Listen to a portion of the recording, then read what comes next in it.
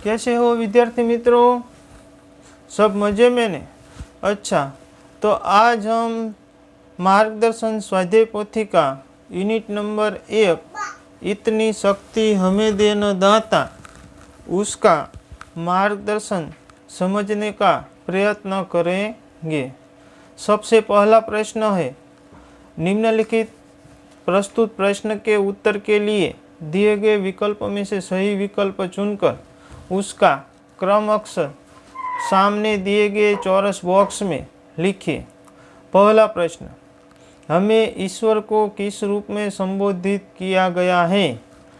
तो काव्य में दाता नाम से संबोधित किया गया। दूसरा प्रश्न, किसकी रोशनी मांगता है? तो ज्ञान की।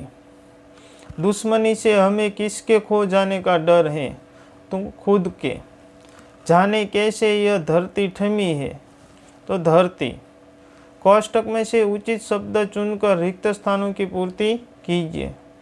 कोष्टक में से पहला प्रश्न, मन का विश्वास कमजोर होना। तो विश्वास, हर खाली जगह से बचते रहे बुराई, सबका जीवन ही बन जाए तो मधुबन, कर दे पावन हर एक मन का तो कोना, खो न दे खुद को दुश्मनी से, बोझ खाली जगह से तो उठा ले ममता। सही वाक्यांश चुनकर पूरा वाक्य फिर से लिखिए। भूल कर भी हमसे कोई भूल हो ना, हम सभी को खुशियों के फूल बांटे, ईश्वर की रचना का अंत नहीं होना चाहिए। निम्नलिखित प्रश्नों के उत्तर एक एक वाक्य में लिखिए। तो यहाँ आपको प्रश्न पहला, कैसे रास्ते पर चलना चाहिए? क्यों? हमें नेक रास्ते पर चलना चाहिए क्योंकि इससे जीवन में सुख और शांति मिल सकती है। आने वाला कल कैसा होना चाहिए? आने वाला कल बीते हुए कल से भी अच्छा होना चाहिए। ईश्वर से कैसी जिंदगी की कामना करेंगे? तो हम ईश्वर से भली जिंदगी, यानी कि जितनी भी जिंदगी दे वह भली दे। हमारे मन में कैसी भावना नहीं होनी चाहिए? तो हमारे मन में बदले की भावना नहीं होनी चाहिए। हमें किसके बारे में सोचना चाहिए? तो हमें यह सोचना नहीं कि दूसरों को क्या मिला, बल्कि यह सोचना चाहिए कि हमने दूसरों के लिए क्या किया है। हमारा मन पावन कैसे बनेगा? तो हमारा मन करुणा के जल से पावन बनेगा। कविता में कैसा जल बहाने की प्रार्थना की गई? क्यों? कविता में करुणा का जल बहाने की प्रार्थना की, क्योंकि हम सबका मन पवित्र और निर्मल करता है। 8वां, किसकी रचना का अंत नहीं होना चाहिए? तो ईश्वर की बनाई हुई रचना का अंत नहीं होना चाहिए। निम्नलिखित प्रश्न पत्र के उत्तर लिखिए। प्रश्न पहला, मन का विश्वास कमजोर होना ऐसा कवि क्यों कहते हैं? तो यहाँ आप देखते हैं, लोग भगवान की शक्ति पर विश्वास करते हैं, भगवान दयालु है, भगवान सबकी रक्षा करता है, भगवान के लिए कुछ भी असंभव नहीं। आज दुनिया में जो भी अत्याचार बढ़ते जा रहे हैं, साधारण मानवी उन्हें रोकने में असमर्थ है। इन अत्याचारों का अंत होना दिखाई नहीं देता, कवि भगवान से प्रार्थना करते हैं। प्रश्न नंबर 2, धरती पर हर तरफ क्या है नहीं क्यों है? कि हर तरफ जुल्म और बेबसी है क्योंकि आदमी डरा हुआ सा लग रहा। हम जगत में क्या अर्पण करना चाहते? क्यों? हम जगत में सुख शांति अर्पण करना चाहते हैं क्योंकि इससे समाज में प्रेम और मैत्रीपूर्ण वातावरण पैदा होता है।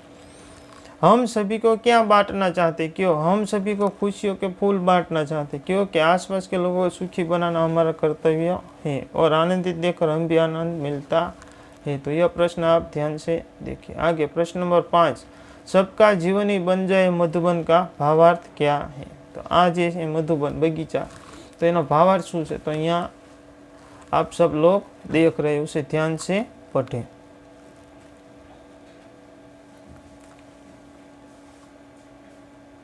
प्रश्न नंबर 6, नीचे दिए गए खाली स्थानों में उचित शब्द भरकर पूर्ण वाक्य को पूरा कीजिए। क्योंकि, ताकि, और, की, लेकिन, फिर भी, या। तो यहाँ देखते हम, राधा पढ़ने में तेज है, खाली जगह खेल में नहीं, लेकिन। तो दूसरा, रोहित बहुत तेज भागा, खाली जगह वह गाड़ी पकड़ना चाहता क्योंकि। सुरेश को बुखार था फिर भी वह स्कूल गया, तो फिर भी। मैं समझता हूँ, खाली जगह वह क्या कहना चाहता है कि। आप चाय पसंद करेंगे, खाली जगह कॉफी, या। मिनी सुबह पढ़ाई कर ली ताकि शाम को खेल सकूं। अध्यापक रुक गए और लड़के के बोलने की प्रतीक्षा करने लगे। उदाहरण के अनुसार विशेषण का उपयोग करके वाक्य बनाए। उदाहरण यहाँ दिया गया। प्रश्न नंबर 7, उदाहरण के अनुसार कुछ कुछ कपड़े गंदे हैं, तो आप ऐसे वाक्य बनाओ। सुंदर, तो सुंदर बाग सबको अच्छा लगता है। 4, तो 4 पर से वाक्य। गाय के 4 पैर होते हैं। उसका भाई विदेश गया। थोड़ा, मुझे थोड़ा पानी चाहिए। लाल, दीदी को लाल रंग पसंद है। तीसरा कमरा खाली है। 15, मुझे 15 अंक मिले। प्रश्न नंबर 8, संयुक्त अक्षर से शब्द बनाकर वाक्य में प्रयोग कीजिए। उदाहरण क धक्का, उसने मुझे धक्का मारा। च कच्चा, यह आम कच्चा है। त कुत्ता वफादार जानवर है। न अन्न खेत में पैदा होता है। द ध्व, यह भगवान बुद्ध की मूर्ति है। बुद्ध। द्वा, यह विद्वान पुरुष है। स, विश्व में शांति होनी चाहिए। यह कल असह्य गर्मी थी। म, पद्म, उसके चरण पद्म जैसे है। प्रश्न नंबर 9, निम्नलिखित काव्य पंक्ति का भावार्थ लिखिए। बैर हो ना किसी का किसी से, भावना मन में बदले की हो ना। तो यहाँ आप उत्तर देख सकते हैं कि हमसे किसी के दुश्मनी ना हो, और अगर कभी हो जाए तो हमारे मन में उसका बदला लेने की भावना पैदा नहीं होनी चाहिए। अपनी करुणा का जल तू बहा के, कर दे पावन हर एक मन का कोना। हे ईश्वर, तू अपनी करुणा का जल बहा कर हम सबके मन का कोने कोना पवित्र कर दे।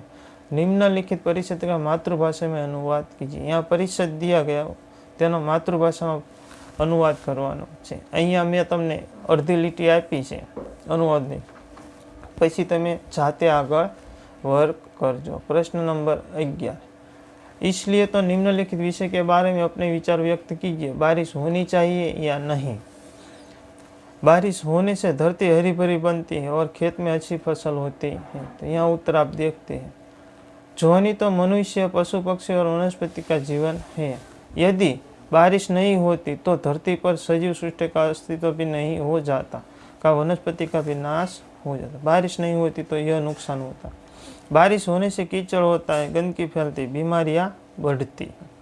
इन परिस्थितियों को हम आसानी से दूर कर सकते हैं। आजकल जो सभी गांव और शहरों में पक्के रास्ते बन गए, जिससे चारों ओर गंदगी कम होती है। यदि बारिश की ऋतु में बीमारियां हो तो हम दवाइयाँ से दूर कर सकते हैं। आजकल तो बीमारियों का इलाज आसान हो गया। बारिश होनी चाहिए क्योंकि जल ही जीवन है। नीचे दिए गए चित्र को देखकर चित्र का वर्णन अपने शब्दों में कीजिए। यहाँ चित्र दिया गया, यहाँ चित्र नहीं है पर आपको चित्र दिया गया है। समझो, कोई भी चित्र हो तो उस चित्र का इस तरह आप वर्णन कर सकते। यह नदी तट का दृश्य है। नदी किनारों, नदी तट पर 2 नारियल के पेड़ है। नदी में एक नौका में एक लड़का खड़ा है और नाविक चलाता है। एक लड़का पानी में तैर रहा है। किनारे पर लड़का और लड़की पानी में खेल रहे हैं। छाते के नीचे 2 लड़की कुर्सी में बैठी है। एक आदमी गुब्बारे बेच रहा है। एक लड़का उसके सामने खड़ा है। एक लड़का पतंग उड़ा रहा है। पूर्व दिशा में सूर्योदय हो रहा है। तो ये चित्र का वर्णन है। तो विद्यार्थी मित्रों, यह वीडियो आप देखकर आप समझ सकते हैं।